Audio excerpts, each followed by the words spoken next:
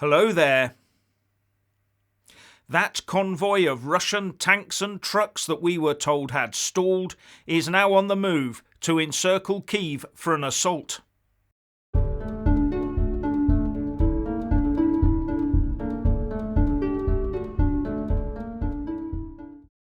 President Putin of Russia has made his move, and it is not to pull back. There had been much speculation that the 40-kilometre-long Russian convoy of Russian tanks and trucks to the north of the Ukrainian capital city of Kyiv had stalled and was not worthy of attention, so calming the fears of those people asking why it had not been targeted by the Ukrainians. But many experts said it was being ignored as the vehicles had no fuel and were bogged down with no way to move, and that the troops had no food and toilet paper and that their morale was low.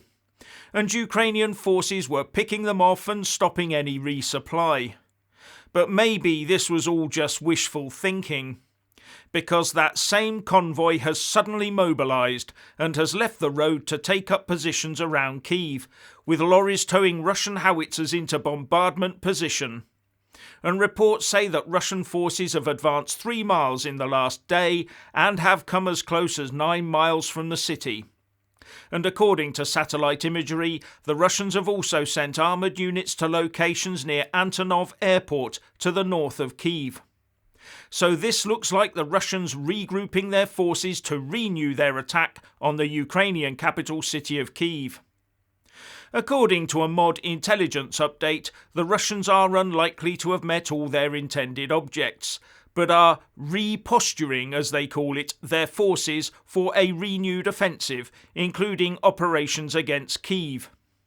This seems to be an object lesson in not believing experts, and if there is a convoy of troops, tanks and artillery, don't assume anything. Now it may be that this convoy had been immobilised, but by command incompetence, and maybe the reported sacking of 8 of his generals by Vladimir Putin has stung the replacements into action.